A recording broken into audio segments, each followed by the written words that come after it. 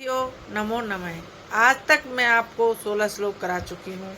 आज मैं आपको 17वां श्लोक कराऊंगी। 17वें श्लोक में है सत्यम असत्य का के स्वरूप का स्पष्टीकरण देते हुए श्री कृष्ण अर्जुन से कहते हैं कि सदैव रहने वाली सत्य वस्तु है तथा असत्य या मिथ्या वस्तु की सत्ता नहीं है। इस विवेचन के पश्चात अब सत्य एवं असत्य के स्वरूप का स्पष्टीकरण देते हुए कहते हैं। अब श्लोक देखिए। अविनाशी तु तद विद्धि येन सर्वमिदं ततं विनाशम अव्ययस्य न कश्चित् कर्तुम् अर्हति। अब इसका थोड़ा अन्वय देखिए। अविनाशी तु तत् विद्धि येन इदं सर्व ततं अस्य अव्ययस्य विनाशम कर्तुम् कश्चित् न अर्हति। इसके साथ थोड़ा शब्दार्थ भी देखिए। अविनाशी नाश रहित विद्धि जानो समझो। ततम का अर्थ है व्याप्त हो रहा है। अव्ययस्य का शाब्दिक अर्थ है अविनाशी का। न अर्हति योग्य नहीं है। अब अनुवाद सुनिए।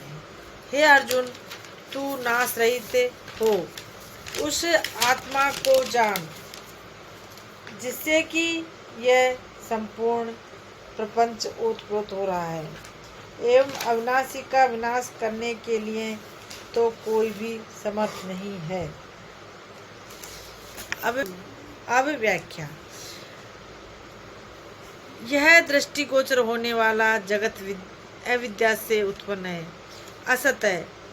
यह जिस अत्यंत सूक्ष्म व्यापक सद्रूप ब्रह्म से व्याप्त है उसे सत कहते हैं। जैसे सूर्य की किरणों से जल धाराएं व्याप्त होती हैं, वह सतरूप आत्मा विनाश या विकार का विषय नहीं बनता। अत्यंत सूक्ष्म एवं अत्यंत मान होने के कारण यह विनाश की क्रिया से व्याप्त नहीं होता, नित्य होता है। आत्मा परिपूर्ण है। जैसे प्रकाश आकाश शब्दरूप से सबको पूर्ण किए है। आत्मा का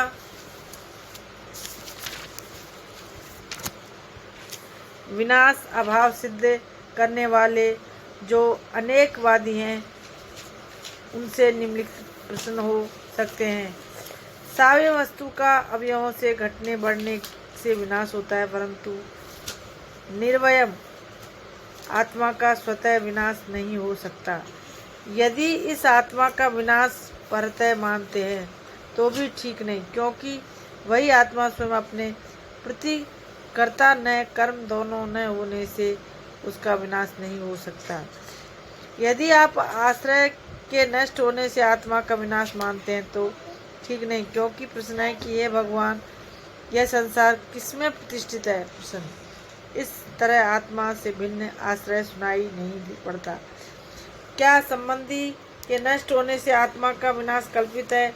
यह विकल्प भी ठीक नहीं, क्योंकि आत्मा के निर्वय होने से द्रव्य गुण क्रियादि का आत्मा के साथ सहयोग कल्पित नहीं हो सकता। टिप्पणी में सुनिए। दर्शन शास्त्र में इसका एक बहुत अच्छा उदाहरण है। रज्जु में सर्प की भ्रांति। यहाँ स्पष्ट है कि असत रूप सर्प का कदाचित भाव नहीं होता, चाहे वह मध्य भ्रम काल में प्रतीत भी होता हो, और असत स्वरूप रज्जु का कभी अभाव नहीं होता, भले ही वह मध्य भ्रम काल में प्रतीत नहीं होती हो, परंतु उस समय भी वह रहती ज्यों की त्यों ही है। दूसरा है प्रस्तुत श्लोक में शरीर, इंद्रिय, मन, भोगों की सामग्री और भोग स्थान आदि समस्त जड़ वर्ग का वाचक यहाँ सर्वम से रहित इदम पद है। वह संपूर्ण जड़ वर्ग चेतन परमात्म तत्व से प्राप्त है। उसी परमात्म तत्व को यहाँ अविनाशी बतलाया गया है। समाप्त।